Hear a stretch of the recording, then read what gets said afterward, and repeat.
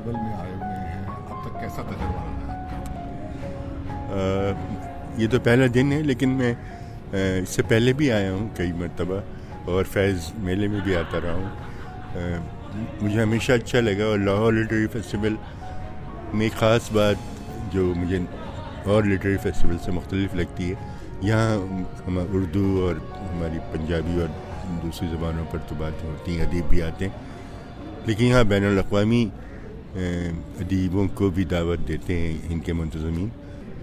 अगर मैं बात करूं ओवरऑल लिटरेरी फेस्टिवल्स का जो एक माहौल पाकिस्तान में है, तो एक छोटा सा मामला ये, आप एतराज़ समझ लीजिए कि बहुत ज़्यादा कॉरपोरेट एक फ़ज़ा बन गई है और बहुत ही अदबी मबाहिस से ज़्यादा एक कॉरपोरेट फेस्टिवल दिखाई देता है ये।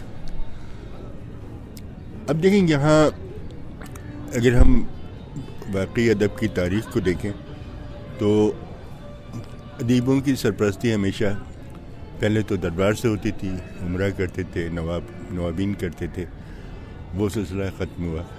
तो कोई भी फेस्टिवल करना और कोई ऐसा, हमारी जो सूरत हाल है यानी माशी तौर पर पाकिस्तान की, और ऐसे भी इसकी कोई तरजीह नहीं है कि आपको सरकारी तौर पर आप इस किस्म का कोई इतना बड़ा फेस्टिवल कर सकें, छोटा भी करना मुश्किल होता है। तो अगर वो तजारती इदारे इसमें आ रहे हैं तो एक मजबूरी है, मतलब आप इसको क्या कह सकते हैं। मैं यही कहूँगा कि बहुत ख़राब सा लफ्ज़ होगा, लेकिन बाज़ हालात में मकरूह भी खाने की इजाज़त होती है। अच्छा, मैं इसको अगर मज़ीद तफसील आप से सवाल पूछूं आपसे कि इसमें क्या प्रॉब्लम हो सकता है। मैं नहीं, इसमें प्रॉब्लम तो सिर्फ ये हो सकता है कि भाई कोई ख़ास एजेंडा दिया जाए, आप उस पर बात ना करें, या आपको कहा जाए कि इस मौजू पर बात करें, तो बज़ाहिर तो ऐसा कुछ नहीं होता। जो दिल चाहता है हम कहते हैं। ज़ाहिर है बहुत सारी बातें हम किसी और वजह से नहीं कहते या नहीं कहना चाहते, तो उसके लिए ये जो लोग हैं मुंतज़मीन या फेस्टिवल्स जो होते हैं, वो तो हमें नहीं रोकते। बहुत सारी बातें बल्कि कह भी डाली जाती हैं जो दूसरी जगहों पर नहीं कहते। लेकिन इन तमाम चीज़ों से हट के, जैसे मैंने कहा कि इससे पहले, अब कोई 15 साल से समझे ये सिलसिले चल रहे हैं, तो अदीबों की एक आम जो सूरत हाल थी ना, उसमें उनका कोई रिकॉग्निशन नहीं था। लेकिन अब एक शख्स, एक आम आदमी जो कुछ भी नहीं, ना बेचारा अदब पढ़ता है ना जानता है, लेकिन वो कभी न कभी वो बैठ के जब टीवी पर सर्फिंग करता है, देखता है, तो उसको अदबी मेले नज़र आते हैं 2-4। तो एक चीज़ जब मीडिया पर आ गई, टीवी पर आ गई, तो वो ये समझने लगा कि इसकी भी कोई अहमियत है। तो ये एक बहुत बड़ी बात है, क्योंकि पहले क्या था, कहाँ अदीबों का एक्सपोजर क्या होता था, अगर आप तो अच्छी तरह जानते होंगे, एक PTV होता था, उसमें भी यानी मेरे ख्याल महीने में एक मुशायरा होता था। कुछ लोग होते थे, मुशायरा भी वो यानी तकरीबन 11-12 बजे रात को होता था। तो शायर अदीब तो एक दूसरे को जानते थे, आम पब्लिक तो चेहरा नहीं पहचानती थी। लेकिन अब तो बहुत इस तरह होने लगा है। अब यहाँ तो बहुत कम होता है अभी भी अदीबों की यानी उस तरह क्या कहना चाहिए, नुमाइश कह लीजिए। क्योंकि मुझे आसिफ फ़ारूक़ी ने बताया कि जब वो दिल्ली गए जश्न रेख्ता में, तो एयरपोर्ट से बाहर निकले तो वो शाहराहों पर उनकी तस्वीरें लगी हुई थी, उनकी तस्वीर लगी हुई थी। तो अदीबों को इस तरह, वो जश्न रेख्ता को इस तरह वो यानी उसकी इतला दे रहे थे लोगों को। तो शायद हमारे यहाँ भी कभी हो जाए। तो अदीबों की वो अदब की परवरिश कितनी हो रही है, इससे फ़ायदा हो रहा है, नुकसान हो रहा है, लेकिन अदीबों का अगर एक स्टेटस बन रहा है समाज में, तो ये तो अच्छी बात है। अच्छी बात है। लेकिन मेरा जो कहने का मकसद ये था सवाल पूछने का कि ताजिर, कॉरपोरेट सेक्टर अगर कोई एजेंडा नहीं देता, तो एक एजेंडा ना देते हुए भी ये होता है कि एक सतहियत जो है वो आती है। मिसाल के तौर पे मैं अगर ये कहूँ कि जो संजीदा अदबी मबाहिस हैं, जैसे अदब और सियासत का आपस में क्या ताल्लुक़ है, पाकिस्तान में अदब जो है, सिर्फ उर्दू अदब नहीं, ओवरऑल क्या रजिस्ट कर रहा है, किस रियासती बयानिए, इसको ज़ाहिर है बिल्कुल बेहतर बनाया जा सकता है और ज़्यादा बामानी बनाया जा सकता है। इस पर बहुत संजीदा बातें भी हो सकती हैं, करने की कोशिश करते हैं, लेकिन عام طور پر سرسری باتیں ہو کے رہ جاتی ہیں جو اچھا میں معافی چاہتا ہوں قطب غلامی کہ ہم اگر لٹریری فیسٹیول کو ایک طرف کر دیں سر، میں پرسنلی آپ سے یہ پوچھوں کہ آپ کے خیال میں ادب اور سیاست، شاعری اور سیاست کا آپس میں کیا تعلق ہے؟ کوئی ایک دوسرے سے جدا ہی نہیں کر سکتے. شاعری اور سیاست، وہ کسی قسم کی بھی سیاست کر رہا ہے، یعنی شاعری کر رہا ہے کوئی شخص، تو وہ ہر شعر جو ہے وہ یعنی سیاسی شعر ہے. سیاست سے تو براہ راست تعلق. اچھا وہ کچھ بھی اچھا ہوتا یہ آپ نے نظم کہی، اور ظاہر سی بات ہے کہ سیاست کی ہم بات کر رہے ہیں. ایک سیاست یہ بھی رہی پاکستان میں، ہندوستان میں، جہاں جہاں اردو بولی جاتی ہے، صنف کا جو یا ژانرا کا جو ایک جبر ہے، جس پہ بڑی بات بھی ہوئی ویسٹ پہ، تو پوسٹ اسٹرکچرلزم کے حوالے سے اگر مباحث بہت زیادہ پائی جاتی ہیں کہ کس طریقے سے آپ کو کوئی خاص صنف اپنے سیاسی، سماجی، تہذیبی مقاصد کے لیے استعمال کرتی ہے. غزل کا یہ فنومنا رہا پاکستان میں، تو اس کو توڑنا، نیا استعارہ بنانا نہیں بلکہ میں تو کہوں گا علامت تشکیل کرنا، یہ ظاہر سی بات ہے کہ ایک شعوری کوشش تھی. اور اس سفر کے بارے میں تھوڑا سا بتائیں گے آپ؟ دیکھیے یہ تو شعوری کوشش ان معنوں میں تو شاید نہیں تھی. دیکھیے میں شعر کہتا تھا، میں آپ کہہ سکتے ہیں کہ 25-26 سال تک تو روایتی قسم کی شاعری کرتا تھا، اور خود ہی خوش ہو جاتا تھا یا دو چار دوستوں کو دکھا لیتا تھا. تو مجھے بہت اچھی طرح معلوم تھا کہ اس میں کوئی میرا مستقبل ایک اچھے شاعر کی حیثیت سے نہیں ہے. مطلب ابھی بھی میں کہتا ہوں کہ جو پابند نظمیں یا آزاد نظمیں لکھنے کے لیے اقبال جیسا آدمی چاہیے یا راشد جیسا آدمی چاہیے، ورنہ نہیں ہوتی. ہم جو بھی لکھتے ہیں وہ کہیں نہ کہیں جا کم از کم میں تو وہ وہی آواز ہو جاتی تھی، فیض کی آوازیں مل جاتی تھی. اس سے الگ کا کوئی راستہ، کوئی اپنا ڈکشن یا کوئی چیز نہیں رہی تھی. اب میں جو کچھ بھی لکھتا تھا مجھے معلوم تھا کہ راشد کی خراب سے خراب نظم بھی اس سے بہتر لکھی ہوئی ہے. اگر میں پابند نظم لکھتا تو کیا میں کبھی سوچتا کہ میں مسجد قرطبہ جیسا ایک مصرع بھی لکھ دوں گا؟ تو وہ تو میرے لیے ہمالیہ سامنے تھا نا، تو یا تو میں واپس چلا جاتا. مگر نثری نظم ایک تو یہ بھی ہے کہ اردو میں اس وقت اتنی نہیں لکھی گئی تھی، 2-4 ہی لوگ لکھ رہے تھے، تو اس قسم کا کوئی معیار یا جو بھی کہہ لیں میں دنیا بھر میں تھا جس کا مجھے اندازہ ہو گیا تھا.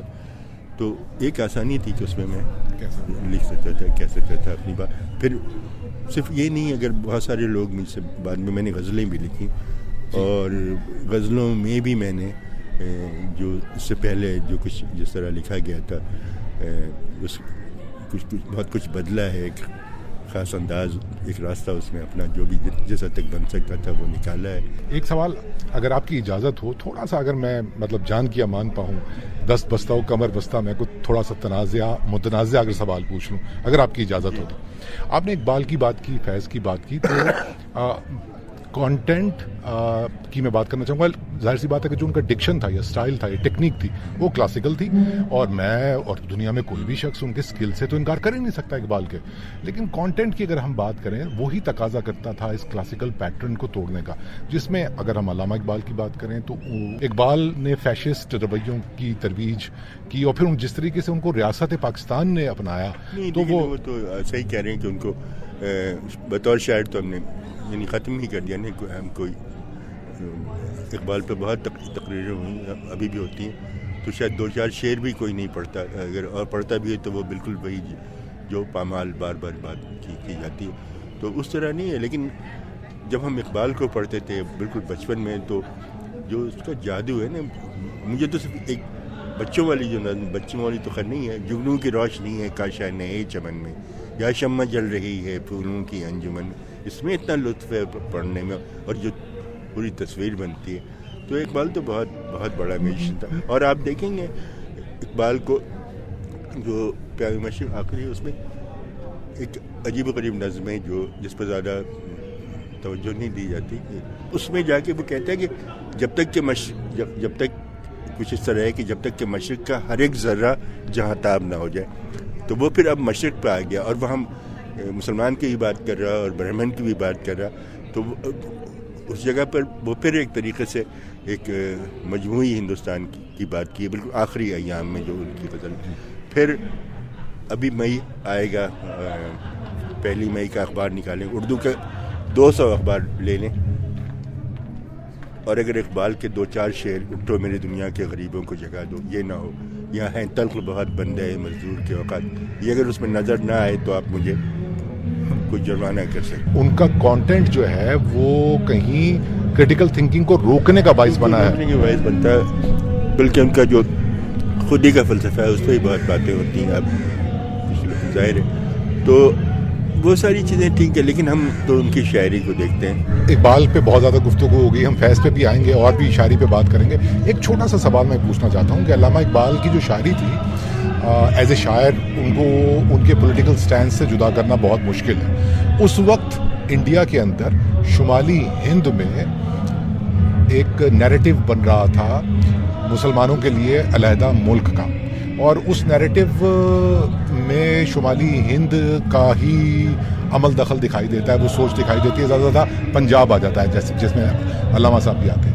ہم نے یہ دیکھا کہ اس دور میں جتنے بھی انڈیا کے پروونسز تھے ان کی اپنی اپنی مسلم پولیٹیکل پارٹیز تھیں، اور صرف آل انڈیا مسلم لیگ ریپرزنٹیٹیو پارٹی نہیں تھی مسلمانوں کے لیے. انہوں نے اختلاف بھی کیا، اور یہ جو ایک نیریٹو تھا جو بعد میں پاکستان کے اندر ایک سیاسی نیریٹو بن کے سامنے آیا، یعنی جس میں ہم یہ کہہ سکتے ہیں کہ شمالی ہند کا جو ایک کانسیپٹ تھا مسلمانوں کی ایگزسٹنس کا، ان کی اپیرنس کا، ان کی زبان کا، ان کے وہ کنٹینیو ہوا، اور میرا خیال ہے کہ بہت نقصان پہنچایا اس قسم کی انٹرپریٹیشن سے. ایک لفظ اگر میں بولوں تو ریلیجیس نیشنلزم کا جو کانسیپٹ اس زمانے میں آل انڈیا مسلم لیگ کی طرف سے پروموٹ ہوا، اور اقبال اس کے بانیوں میں سے تھے. تو آپ کو نہیں لگتا ہے کہ یہ اس کو ری تھنک کرنے کی ضرورت ہے، ڈی کنسٹرکٹ کرنے کی ضرورت ہے؟ نہیں، لیکن اس میں آپ سوچیں کہ اقبال اگر وہ اسلام کی طرف اتنی شدت سے متوجہ تھے تو پنجاب کی تو بہت بری حالت تھی نا. سکھوں کے دور گزرا تھا کوئی 80-85 سال کا، اور اگر تاریخ میں جو ہمیں بتایا جاتا ہے وہ سچ ہے تو مسلمانوں کی کیا حالت تھی. اذانیں بند تھیں، سب کچھ تھا، آپ تلوار نہیں رکھ سکتے تھے. یہ ساری چیزیں تو بالکل فیکٹ تھی نا جو ہو رہی تھیں. اقبال کی پیدائش سے انگریز نے پنجاب میں میرا خیال 77 میں پیدا ہوا تھا، تو کوئی آپ یہ سمجھیں کہ زیادہ دن تو نہیں ہوئے گے نا جب انگریزوں نے وہاں قبضہ کیا، 30 سال پہلے یا 40 سال پہلے. اور پھر بھی وہ اقبال جہاں رہے سیالکوٹ یا اس کے آگے جو کشمیر تھا، وہ تو سکھوں کے جو تسلط رہا، اور وہاں جس طرح کی بھی. تو اقبال کے اندر جو ایک مسلمانوں کی ایک جو بھی پہلے عظمت تھی، انگریزوں کے دور تک اس طرح کے مسائل نہیں تھے. لیکن یہ جو پنجاب نے جو یعنی پنجاب کے مسلمانوں نے جو بھگتا ہے نا، وہ تو باقی ہندوستان کے مسلمانوں نے نہیں اس چیز کو ایکسپیرینس کیا نا. اس پہ میں ایڈ یہ کرنا چاہوں گا کہ جب ہم مسلمانوں کی عظمت کی بات کرتے ہیں، یا جو لوگ اسلحہ نہیں رکھ سکتے تھے انگریز اور سکھوں کے دور میں، وہ تو اشرافیہ مسلمان تھے جن کی تعداد کو 5-6% کے قریب ہوگی. جو کنورٹڈ مسلمس تھے، جو دلت مسلمس ہیں انڈیا میں اس وقت، جو پاکستان میں دلت مسلمس ہیں، جو ہزاروں سالوں سے غریب ہیں، ان کے پاس تو نہ پہلے اسلحہ تھا نہ بعد میں اسلحہ تھا، اور وہ تو اس برانڈ آف نیشنلزم کو، لٹریچر کو، پوئٹری کو، Urdu classical structure of aesthetics کو نہ تو ایکسپیرینس کر سکے نہ وہ مانتے ہیں. نہیں، لیکن ان کو تو بھی تو کہیں نہ کہیں کسی طاقتور کسی انٹیٹی کے ساتھ جا کے اپنے آپ کو آئیڈینٹیفائی کرنا تھا نا. تو وہ مثال طور پر اردو زبان سے کر رہے تھے. دکن میں بھی ایک آدمی بیٹھا ہوا ہے، کہیں اور بھی ہے. تو اور اسی طرح سے جو کمزور لوگ تھے وہ ان خیالات کو جو اسلام کے بارے میں جو خاص طور پر پنجاب سے بہت زیادہ نکلا ہے، اور حال ہی نے اس پہ ایک مضمون میں بہت اچھی طرح بات کی. تو اب بنگال میں ابھی کل ہم نہیں، میں یہ کہنے والا تھا بنگالوں نے نہیں کیا. نہیں بنگالوں نے کیا. ابھی آپ وہ مادری زبان کا دن منایا گیا 21 فروری کو، اس کی تاریخ بنگال کی اعزاز میں ہے، خیر جو بھی ہے. لیکن 47 تک تو وہ بنگالی اردو کا حامی تھا. وہ اردو کو ایک مسلمانوں کی بہت شاندار زبان سمجھتا تھا، اور ہندوؤں کے مخالف بنگالی ایلیٹ کہہ سکتے ہیں نا. لیکن جو وہاں کا لوکل نہیں، لیکن ایلیٹ فیصلہ کر رہے تھے تو وہ ان کے. اچھا، ویسے پاکستان کی قومی زبان اردو ہونی چاہیے تھی؟ نہیں، پاکستان کی قومی زبان یہ تو خیر دونوں کی زبانوں کو ایک ساتھ ہونا چاہیے تھا، اردو اور بنگالی کو دونوں. صرف اردو اور بنگالی؟ سرائکی پشتون, پشتو, بلوچی, براہوی, پنجابی. پنجابی دیکھیے زبانیں تو ہندوستانی بہت ساری ہیں اور مطلب ریکگنائز بھی کی ہوئی ہیں, لیکن الٹیمیٹلی کیا ہے وہ دو ایک ہی زبان جو ہے جو میجر زبانیں وہ آ جاتی ہیں. تو زبانیں بالکل ہونی چاہیے تھی ہر زبان کو. اردو کو کیوں کیا پاکستان نے صرف واحد قومی زبان ابھی تک؟ اردو کو اسی لیے کیا کہ وہ اردو ایک ایسی زبان تھی جس کا وجود مطلب بولنے والے کیا 1% 2% تھے, لیکن اس کو پنجاب نے اڈاپٹ کیا تھا. اگر اردو نہیں کرتے تو پھر ان کو کم از کم 4 زبانیں کرنی پڑتی, اور نہیں پھر اس میں جو میجورٹی کی زبان ہوتی وہ بنگالی ہوتی. بنگالی کو شاید وہ موقع نہیں دینا چاہتے تھے, اس لحاظ سے اردو کو بائی ڈیفالٹ اردو کو بیچ میں لایا گیا. تو یعنی پاکستان میں اردو اور پنجابی جو ایک گٹھ جوڑ ہم کہہ سکتے ہیں, وہ کہیں طے کیا اس نے ریاستی پیٹرنس کو ریگارڈنگ دیئر کانسیپٹس؟ گٹھ جوڑ تو نہیں کہنا چاہیے نا. میں تو ایک عجیب بہت بڑا فینومینا ہے کہ 150 سال سے ایک خطہ ہے جس نے ایک زبان کو اپنایا ہے, اور اب تو مطلب جو پنجابی وہ تو میں تو اس کو اردو کے اہل زبان سمجھتا ہوں, کیونکہ وہ اتنی اچھی اردو لکھتے ہیں, بولتے ہیں, سب کچھ کرتے ہیں. تو وہ میں تو نہیں سمجھتا کہ وہ ٹھیک ہے وہ, اور ان کو بالکل پنجابی زبان بھی اسی طرح سے ترقی کرنی چاہیے. لیکن اردو کیا ہے, اردو اگر ہے تو پنجاب کی وجہ سے. میں جسارت کروں اگر مجھے آپ اجازت دیں تو یہ بحث بڑی انٹرسٹنگ ہو رہی ہے اور بہت سیکھنے کو بھی مل رہا ہے. میں صرف آپ کا پوائنٹ آف ویو صرف یہ جاننا چاہتا ہوں. ایک کالونائزیشن کا کانسیپٹ ہے, ہم جانتے ہیں کہ اس خطے میں پہلے ایرین کالونائزیشن کی بات ہوئی, پھر یونان سے لوگ آئے, فار ایسٹ سے لوگ آئے, مغل کالونائزیشن ہوئی, انگریز کالونائزیشن ہوئی. اس کے بعد ہم نے دیکھا کہ اسی خطے میں پنجابی کالونائزیشن ہوئی رنجیت سنگھ کی طرف سے سرائکی علاقوں پر بہت دور دراز تک. پنجابی اردو کالونائزیشن بھی ہوئی شمالی ہند سے پاکستان میں, جہاں پر لا کر کے اس کو قومی زبان بنا دیا گیا, کہ جب کہ کچھ فیو % لوگ اردو بولتے تھے اور سرائکیوں کو, سندھیوں کو ان کی آئیڈینٹی سے محروم کر دیا گیا. میرے خیال اردو کالونائزیشن کے بارے میں آپ کا کیا خیال ہے؟ اردو کو کوئی ایسی طاقت نہیں ملی, وہ ایک سیریمونیلی ہے. دیکھیے کہ چھوٹی سی کہیں اردو کس جگہ ہے کہنے کو, تو اب جا کے وہ کل پرسوں میں پڑھ رہا تھا کہ انہوں نے کہا کہ لوور کورٹ میں اردو زبان بولی جائے گی. تو مطلب یہاں تک تو ہم آئے نہیں جہاں لوگوں کے روزانہ کا مسئلہ ہوتا ہے. تو وہ تو یعنی کہنے پر ہے یا آئین میں لکھی ہوئی ہے, اور اس طرح تو اردو نہیں ہے. اور اردو اس لیے بھی پڑھائی جا رہی کہ ہمارے پاس اتنے لوگ نہیں ہیں جو انگریزی پڑھا سکیں. اگر اتنی بڑی تعداد پیدا ہو جائے تو شاید یہ میڈیم ایسے بھی ختم ہو جائے گا. پھر رومن میں لکھنا شروع کر دیا لوگوں نے, وہ اچھے خاصے لوگ رومنس میں لکھ رہے ہیں, تو وہ اردو کا اسکرپٹ تو بہت زیادہ خطرے میں. تو اردو کو کوئی اس طرح کی سرپرستی حاصل نہیں ہوئی, کیونکہ اس لیے نہیں ہوئی کہ اردو بولنے والے یا جو لوگ تھے وہ کبھی اقتدار میں اس طرح نہیں آئے کہ اس زبان کو, اپنی زبان کو ایک محبت ہوتی ہے اس کے طریقے سے اس کو آگے بڑھا سکیں. تو یہ تو جیسے بہت ساری چیزیں پیچھے رہ گئی, اردو اسی طرح پیچھے ہے. اردو کی ہم باتیں بہت کرتے ہیں, جو کچھ لوگ کر رہے ہیں اپنی انفرادی طور پر ہی کوشش ہو رہی ہے اور لکھ رہے ہیں کچھ. واپس لٹریچر کی اگر طرف چلے, نظم کے موضوعات کی اگر میں بات کروں یا ایون لٹریچر کے موضوعات کی بات کروں, تو جو موجودہ دور ہے 2023 میں اگر ہم بات کر رہے ہیں, صرف اردو کی بات نہیں کر رہا ہوں, پاکستانی ادب کی اگر میں بات کروں, ایک کانسیپٹ ہے ادب میں پاکستانیت, اور ریاست کی طرف سے نصابوں کے اندر, اور جو پیٹرنیج کی ہم بات کر رہے ہیں کہ ریاست کے پرموٹڈ جو شاعر ادیب ہیں انہوں نے پاکستانیت یا نیشنلزم کے نام پر ایک ایسا کیا اس کو کہنا چاہیے کانٹینٹ جنریٹ کیا, جس میں تصوف کی اگر میں اگزامپل دوں تو ممتاز مفتی سے, اشفاق احمد سے, جو ریاستی ادیب اور لکھاری رہے, انہوں نے ایک سیاست سے دوری کا پیغام دیا, جمہوریت سے دوری کا پیغام دیا, اور جو ایک طبقاتی کشمکش ہے اس کو اسرٹ کر کے کہیں کیپٹلزم کو کا ساتھ دینے والی بات کی. تصوف کا وہ برانڈ پیش کیا جس میں تشکر کا وہ عالم تھا کہ جس میں آپ نے جان بوجھ کر پولیٹیکل ریزسٹنس سے اپنے آپ کو علیحدہ کرنا ہے. تو ایسے موضوعات کے بارے میں آپ کا کیا خیال ہے, خاص طور پہ اشفاق احمد کا جو اسکول آف تھاٹ ہے, ممتاز مفتی کا؟ ظاہر ہے کہ ہم انہیں نہیں پسند کرتے, طرح کے خیالات کو نہیں پسند کرتے. اشفاق احمد کو بھی جو ان کے پہلے کے ڈرامے ہیں جو شروع میں لکھے تھے وہ تو ہمیں پسند ہے, افسانے وغیرہ, لیکن اس طرح کی چیزوں کو تو ادب میں پاکستانیت کے بارے میں کیا کہیں گے؟ ادب میں پاکستانیت تو ہونی چاہیے, اور پھر میں نے یہ کہا نا جو پاکستان میں بیٹھ کے لکھے گا اس میں پاکستانیت آ جائے گی.